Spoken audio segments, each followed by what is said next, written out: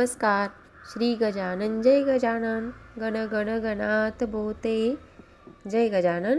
गुरुमाऊली अनुभव या चॅनलवर आपल्या सर्वांचे खूप खूप मनापासून स्वागत. या चॅनलवर गजानन माऊलींचे भक्तांना आलेले अनुभव सादर केले जातात. ते जर आपल्याला आवडत असतील तर कमेंटमध्ये आपला अभिप्राय कळवा. चॅनलवर नवीन असाल तर कृपया चॅनलला सबस्क्राईब करून शेजारी दिसत असलेल्या बेल आयकॉनवर क्लिक करा.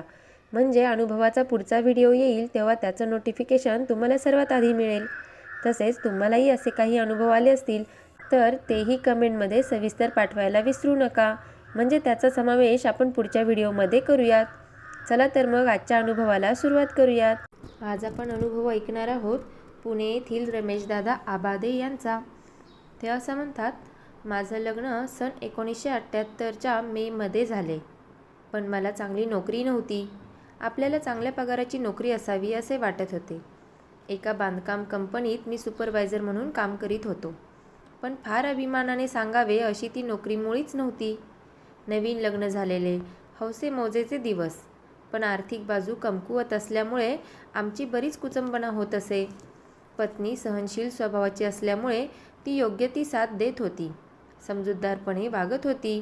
कधीही तिची तक्रार नव्हती. पदवीधर असल्याने चांगल्या नोकरीच्या सतत शोधात होतोच. तशात एक संधी आली आणि मी पुणे महापालिकेच्या नोकरीसाठी पूर्वी केलेल्या अर्जानुसार मुलाखतीला यावे असे पत्र आले. मुलाखतीला हजर राहिलो, पण असे सांगितले गेले की 1 वर्ष शिकाऊ उमेदवार म्हणून दरमहा ₹130 एवढ्या फिक्स वेतनावर काम करावे लागेल. ते ऐकताच मनातून खट्टू झालो. पण आशा होती की ही उमेदवारी पूर्ण झाल्यावर महापालिका नंतर कायम नोकरीत सामावून घेणार होती. श्री गजानन महाराजांच्या मंदिरात दर्शन घेऊन मी कामावर हजर झालो.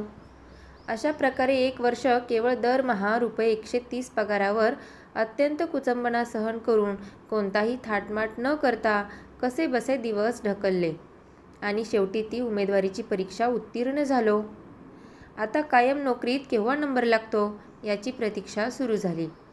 वेटिंग लिस्टमध्ये नाव होते, पण नोकरी नेमकी केव्हा लागेल याचा अंदाज येत नव्हता. पुन्हा एकदा तीच सुपरवायझरची सामान्य नोकरी चालू झाली. मनोमन श्री गजानन महाराजांची आळवणी सतत सुरूच होती. लवकरच नोकरीचे बोलावणे येवो म्हणून मी प्रार्थना करीत होतो. दैव खडतरच होते.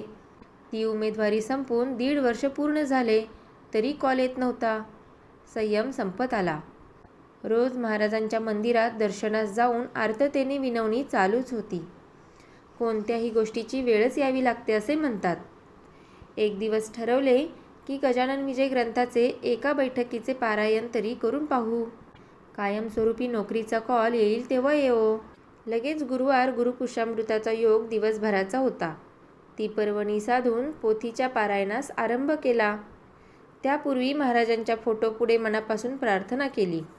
महाराज, आता तरी तुम्हाला दया येवो आणि मला ती मनपाची नोकरी लवकरात लवकर मिळो. एवढे बोलून वाचनास प्रारंभ केला.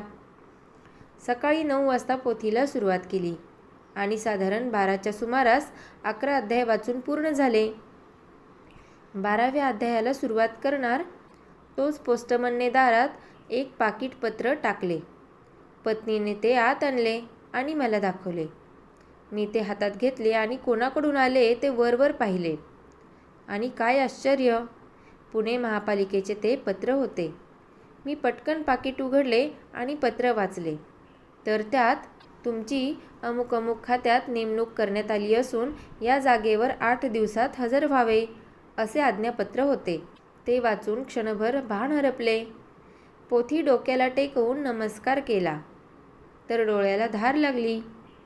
महाराज, तुमची केवढी कृपा झाली असे उद्गार मनातल्या मनात प्रकट झाले. याचसाठी केला होता अट्टाहास हा अभंग नजरेपुढे तरळला. ताबडतोब महाराजांपुढे दूध साखरेची वाटी ठेवून मनोभावे पुन्हा नतमस्तक झालो. फार मोठी गरज त्यांनी भागवली होती.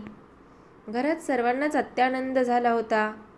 आता मला कायमची चांगल्या पगाराची आणि पेन्शन पात्र असलेली नोकरी मिळाली होती.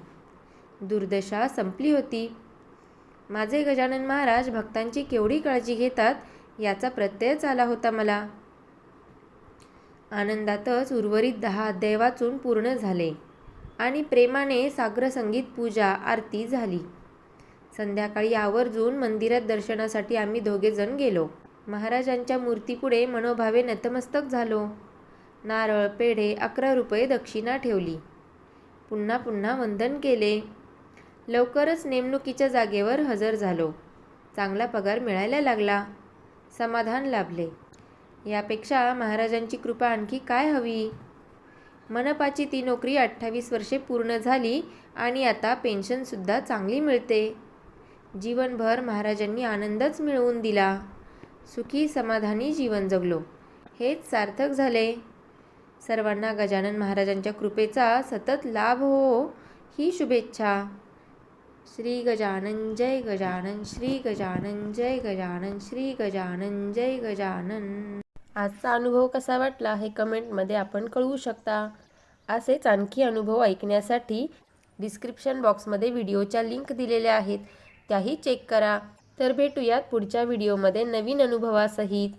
तोपर्यंत गण गण गणात बोते, गण गण गणात बोते, गण गण गणात बोते. सद्गुरू श्री गजानन महाराजांची गण गण गणात बोते मंत्रजप उपासना 2024.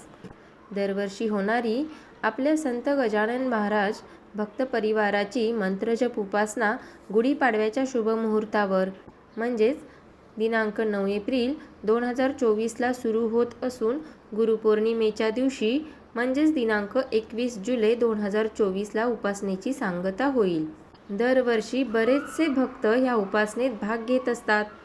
तुम्हाला ह्या उपासनेचे नियम माहिती करून घ्यायचे असतील आणि ह्या उपासनेत भाग घ्यायचा असेल तर 8160036631 ह्या नंबरवर तुमचे पूर्ण नाव व गाव व्हॉट्सॲप मेसेज करावे. दररोज कमीत कमी 5 माळा गण गण गणात बोते असा मंत्रजप करावा. हे अपेक्षित आहे. त्यापेक्षा जास्तही जप तुम्ही करू शकता. अधिक माहितीसाठी दिलेल्या नंबरवर व्हॉट्सॲप मेसेज करा. तुम्हाला ह्या उपासनेची संपूर्ण माहिती दिली जाईल.